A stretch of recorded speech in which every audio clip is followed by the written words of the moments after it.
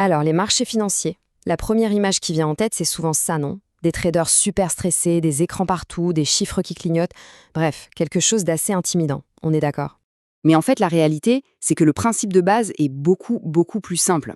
Et c'est ce qu'on va voir ensemble. On va décortiquer tout ça avec des mots simples, et vous verrez, c'est limpide. Aujourd'hui, on se penche donc sur 3 grands marchés, le marché financier, le marché monétaire et le marché interbancaire. L'objectif, c'est de comprendre clairement leur rôle et tout simplement de voir comment l'argent circule dans notre économie. Alors, avant de rentrer dans les détails de chaque marché, il faut comprendre le principe fondamental, la grande idée derrière tout ça. En fait, tous ces marchés, ils ont un seul et unique but, faire circuler l'argent.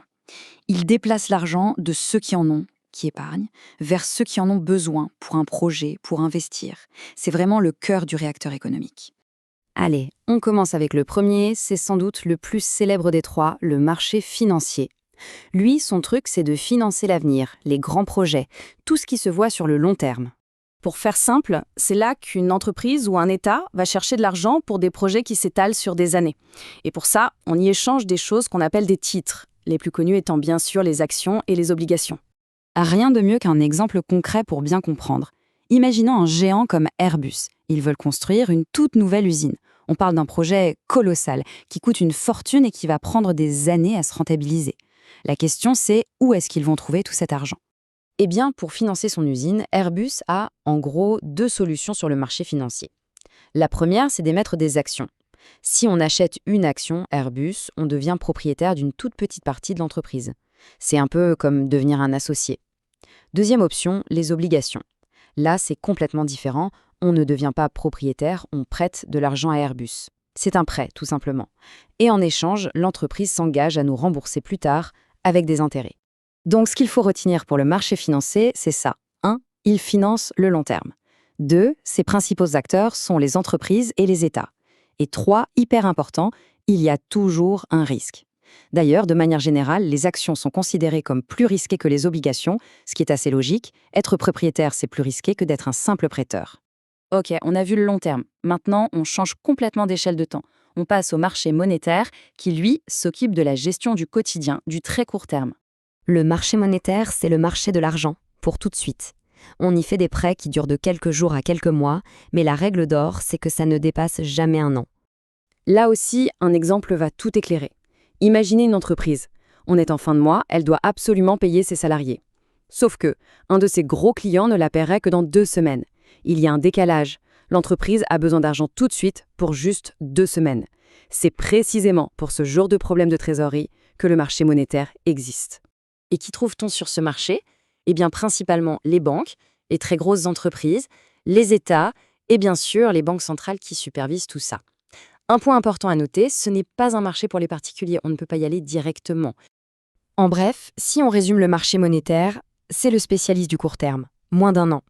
Sa mission, c'est d'aider à gérer les petits trous dans la caisse, les problèmes de trésorerie.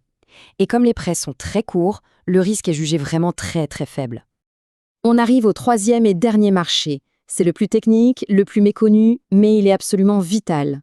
C'est le marché interbancaire. Pensez-y comme la plomberie du système financier. Personne ne la voit, mais si elle casse, tout s'arrête. Son nom est assez clair, c'est le marché où les banques se prêtent de l'argent entre elles. Oui, c'est aussi simple que ça.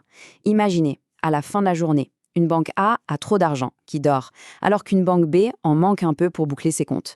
Eh bien, sur le marché interbancaire, la banque A va prêter son surplus à la banque B, souvent juste pour une nuit. Mais alors, on pourrait se dire, en quoi ça nous concerne? C'est une histoire entre banques après tout. Eh bien, détrompez-vous, c'est absolument crucial. Si ce marché ne fonctionnait pas, une banque pourrait se retrouver coincée, sans assez de liquidité. Et une banque coincée, c'est une banque qui arrête de prêter de l'argent, que ce soit aux familles pour acheter une maison ou aux entreprises pour investir. Le robinet du crédit serait tout simplement coupé. Donc, pour résumer ce marché interbancaire, 1. C'est un club privé pour les banques. 2. Il est indispensable pour que l'économie tourne. Et 3. Justement parce qu'il est si important, il est sous la haute surveillance de la Banque centrale. Elle joue un peu le rôle de l'arbitre pour s'assurer que tout se passe bien. Voilà, on a fait le tour des 3 marchés. Maintenant, l'idée, c'est de prendre un peu de hauteur et de voir comment toutes ces pièces du puzzle s'assemblent. Ce tableau, c'est un super résumé. On a donc le marché financier, pour les grands projets, le long terme, ensuite le marché monétaire pour la gestion de tous les jours, le court terme, et enfin, à la base de tout ça, le marché interbancaire, qui est le moteur interne du système bancaire, sans qui rien d'autre ne serait possible. La conclusion, c'est qu'on a bien 3 marchés distincts, avec des règles du jeu et des joueurs différents. Mais en réalité, ils forment un seul et même système. Ils sont complètement liés, complémentaires. L'un ne fonctionne pas sans les autres. C'est cette mécanique à 3 temps qui permet à l'argent de circuler efficacement dans toute l'économie. Voilà, j'espère que ce tour d'horizon vous a permis d'y voir plus clair, et je vous laisse avec une petite question pour la route. Maintenant qu'on a bien fait la différence entre les trois, à votre avis, lequel a le plus d'impact sur notre vie quotidienne ?